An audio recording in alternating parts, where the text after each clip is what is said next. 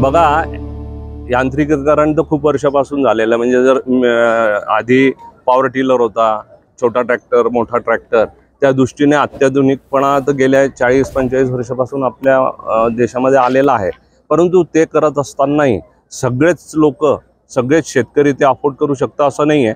सामूहिक शेतीमध्ये सगळे मिळूनही ते करायचा प्रयत्न करतात. पण हे करत असताना बैलजोड्या कमी होत असल्या तरी अजूनही पारंपरिक पद्धतीने शेती केलीच जाते आणि त्याचं महत्त्व सगळ्याच क्रॉपमध्ये ट्रॅक्टर जाऊ शकेल असं नाही आहे, किंवा पॉवर टिलर झालं. काही ठिकाणी आपल्याला ह्यांचीच गरज असते, यांचा सहभाग असल्याशिवाय शेती आपली पूर्ण होऊ शकत नाही. मला असं वाटतं किती यांत्रिकीकरण झालं तरी आपल्या भारत देशामध्ये बैल हा जो काही शेतकऱ्यांचा अविभाज्य भाग आहे त्याला कधीही अंतर मिळणार नाही. किती यांत्रिकीकरण येऊ द्या, ह्या गोष्टी आपल्या अशाच पुढच्या 100 वर्ष तरी राहतील अशी मला खात्री आहे. गांधी तीर्थ, निसर्गाच्या सानिध्यात महात्मा गांधींच्या जीवनावरील जगातील पहिले मल्टीमीडिया म्युझियम. आजच भेट द्या. गांधी तीर्थ, जैन हिल्स, जळगाव.